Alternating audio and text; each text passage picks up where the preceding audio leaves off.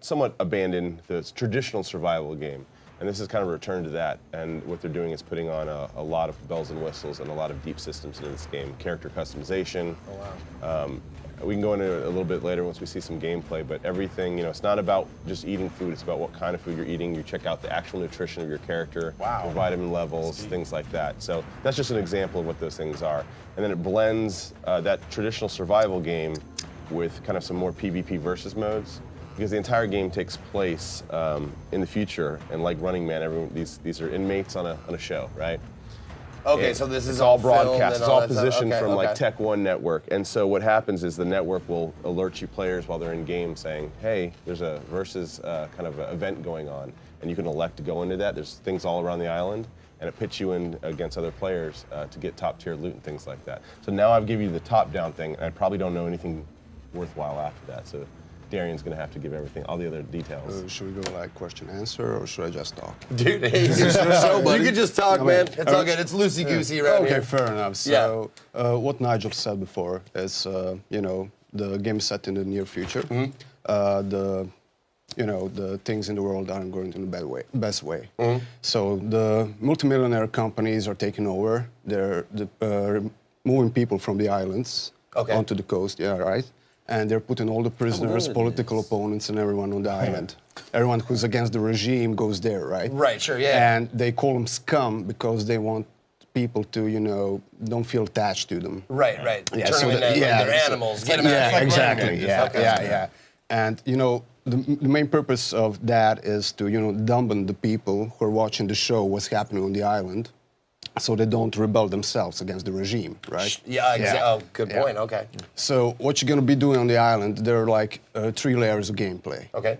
We call them it's something like an onion. You peel the layers. Right. Yeah, sure. you just find more stuff underneath. So the first layer of gameplay will be something like, Look at that UI, dude. I got a lot of questions. Okay. The first layer of gameplay will be something familiar to DayZ players, Rust. Okay. It's hardcore survival taken to a whole new level. Okay. When you play survival games, what you do, you start bare naked, probably. Okay. Yeah, you have to scavenge for things, craft things, find things. It's very hard, Right. And in between that gameplay, starting and finding players to shoot, you have to fill time with something like food, drinking, just to make the game not boring. Right. Yeah. What we're trying to do here is we actually made the most advanced replication of a metabolism in a human being.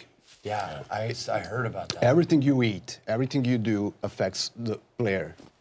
You can actually see the differences. The way you play the game affects your player, and you can see the differences in the performance. So maybe you made a buff guy, something like an Arnold Schwarzenegger type of guy. Something like this. Something like that. Like male model. Yeah, something exactly. like that. Yeah, so you expect, to knock people out with one punch, etc. Right. But what you got there is you have a man who depends a lot of calories to maintain his body mass, right? Oh, so do you lose body mass if you don't? Yes, you do. What? No. You have to keep up eating. A big buff guy needs like 2,800 calories a day just being idle, doing basic things like walking, sitting, sleeping, whatever. But if you're gonna participate in events, fighting other players, carrying baggage and everything, you're gonna lose a lot more. So in the end, you could probably lose like 10,000 calories. And if you want to maintain that body mass, you have to find food. And you're in a survival game.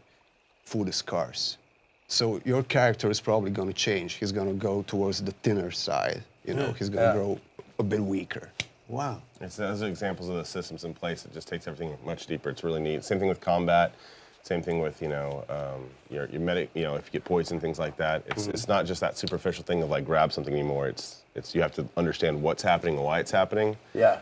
So you have to be really into survival games. That's pretty insane because some people don't even in real life don't even look at their vitamin intakes. I guarantee they take more care of themselves in scum than they do in real life. Yeah, for no sure. shit. The underlining real message is What you I need have help. to say is that all that, vitamin intake, food, is totally optional. You don't have to worry about it. Okay. In the bottom left of the screen, you can actually see an overly simplified presentation of all you have to worry about. Your health, your stamina, your hydration, and your energy. Okay. But if you want to go deeper and you want to really make a super turbo killing machine, you can actually do it. You can stay fit. You can watch what you eat.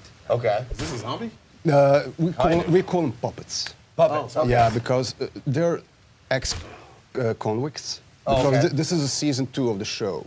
Okay. Season 1 is already over. Okay. Every prisoner has a little BCU monitor on his, head, Oh, sure, a yeah. chip that actually sends signals to the server in real time, and it monitors all your body functions, your heart rate, your breathing, and everything. Oh, so the audience is seeing this as well? You as well as a player can see it. you Right. know. And later, as the game progresses, maybe not in early access, but later we plan to add a storyline missions. Okay. And your main mission will be to leave the island.